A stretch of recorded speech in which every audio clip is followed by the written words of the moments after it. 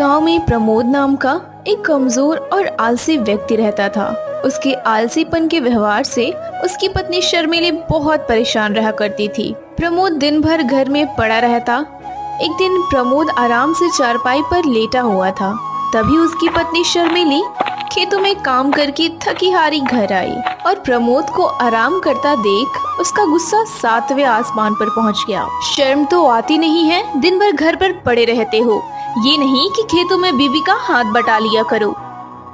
ये कैसी बातें कर रही हो शर्मिली तुम तो जानती ही हो कि ये छोटे मोटे काम मेरे लिए नहीं बने हैं। मैं कुछ बड़ा करने के लिए बना हूँ।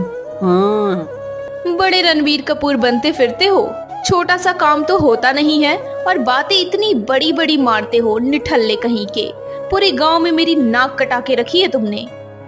देखना, जब मैं अमीर बन जाऊंगा तब यही गांव वाले तुम्हें सेठानी सेठानी कहकर बुलाएंगे।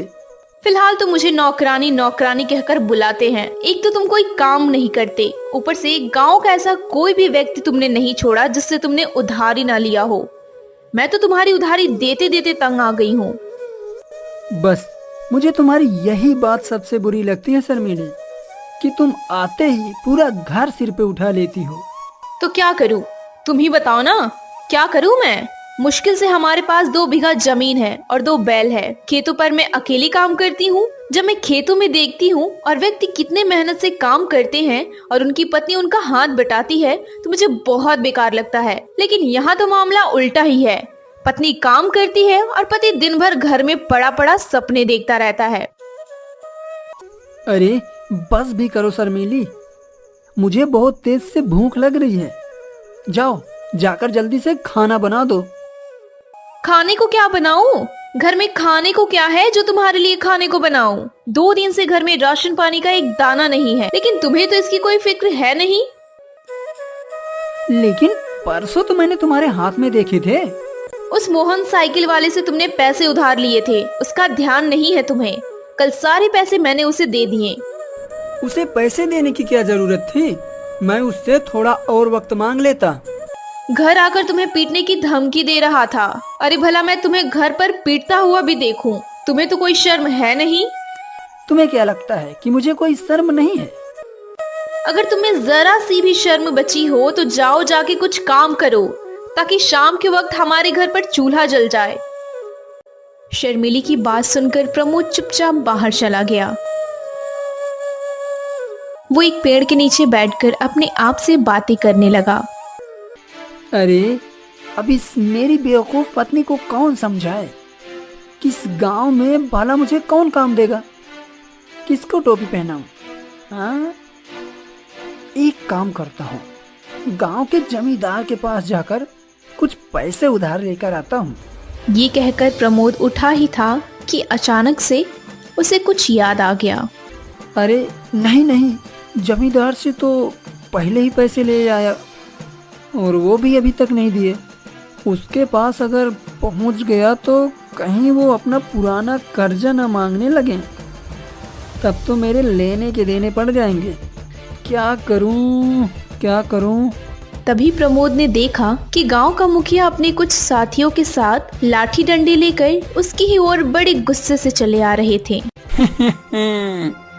बहुत दिन हो गए प्रमोद बेवकूफ बनाते बनाते। आज तो मैं तुझसे पैसे लेकर ही जाऊंगा। मुझे थोड़ी मोहलत और दे दीजिए मुखिया जी, मैं आपकी एक एक पाई चुका दूंगा। कहाँ से चुका देगा? कुछ काम काज तो करता नहीं, धरती का बोझ है, काम का न काज का, दुश्मन अनाज का। मुझे थोड़ी सी मोहलत और दे दीजिए।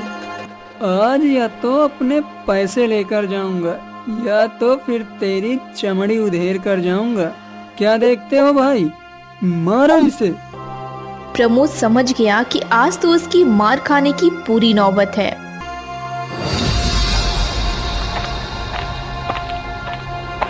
इन्हें छोड़ दीजिए मुखिया जी।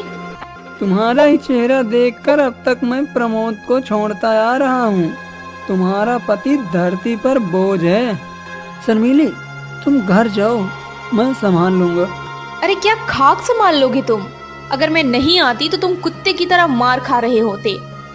प्रमोद शर्मेली को हाथ पकड़कर अलग ले जाकर आहिस्ता से बोला, तुम शायद मेरी बुद्धि को नहीं जानती हो। हाँ, मैंने इस मुखिया के जैसे कई लोगों को बेवकूफ बनाया है। हाँ बनाया होगा, लेकिन मुझे नहीं लगता कि तुम आज उसे बेवकूफ बना पाओगे। आज तो तुम्हारी ठुकाई पक्की है। लगता है तुम्हें अपनी बुद्धि दिखाने का समय आ गया है। तभी मुखिया दूर से प्रमोद से बोला, ये तुम दोनों पति पत्नी क्या खिचड़ी पका रहे हो? हाँ भाई, कुछ नहीं मुखिया जी, मेरी पत्नी कह रही थी कि मुखिया जी बहुत अच्छे आदमी हैं, आज इनका कर्ज चुका दो। तेरी पत्नी तुझसे ज्यादा समझदार है प्रमोद। देखो मुखिया जी, पैसे तो मेरे पास नहीं है, लेकिन मेरे पास 2 मोटे मोटे बैल हैं। मैं आपको 1 बैल दे देता हूँ। जब मेरे पास पैसे हो जाएंगे तो मैं आपको पैसे देकर अपना बैल वापस ले लूंगा। मुखिया कुछ सोचता हुआ बोला, अब तूने बात पते की है प्रमोद। मुखिया प्रमोद का एक बैल ले गया।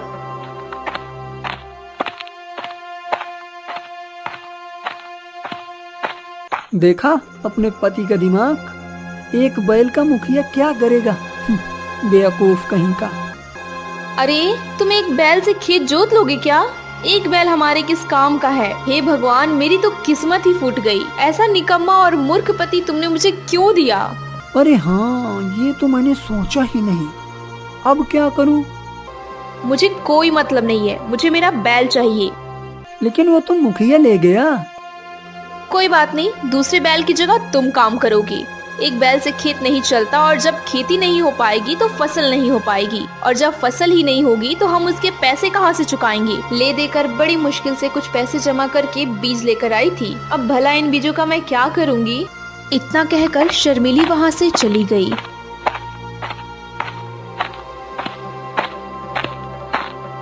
प्रमोद अपने खेत के एक पेड़ के नीचे बैठा हुआ अपने निठल्लेपन पर अफसोस कर रहा था कि तभी उसके कानों में एक आवाज टकराई।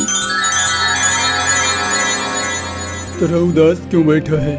प्रमोद ने जैसे ही सामने देखा तो एक साधु, जिसके चेहरे पर तेज झलक था, उसके सामने उसे देखकर मुस्कुरा रहे थे। जाओ बाबा, अभी मेरा बात करने का मूड नहीं है। मैं वैसे ही बहुत ज्यादा परेशान हूँ। मैं जानता हूँ तेरी परेशानी क्या है। गांव का मुखिया तेरा 1 बैल छीनकर जबरदस्ती ले गया, और तेरे ऊपर गांव की उधारी अलग से है। तेरी पत्नी तुझसे नाराज है, और तू यही सोच रहा है कि इन सभी मुसीबतों से छुटकारा कैसे पाया जाए। आप तो बहुत पहुँचे हुए साधु लगते हैं, मेरी मदद कीजिए साधु महाराज। क्या आप चमत्कार कर सकते हैं? हर इंसान के अंदर कोई न कोई चमत्कार होता है, बस उस इंसान को चमत्कार को देखने और परखने की आवश्यकता होती है। बोल, क्या चाहिए तुझे? मेरा 1 बैल जमींदार जबरदस्ती छीन कर ले गया। मुझे मेरा बैल वापस दिलवा दीजिए, ताकि मैं मेहनत करके अपना खेत जोत सकूं और अच्छे से फसल उगाकर उसे बेचकर अपनी उधारी चुका सकूं। तू चाहता तो मुझसे धन दौलत, सोना चांदी भी मांग सकता था।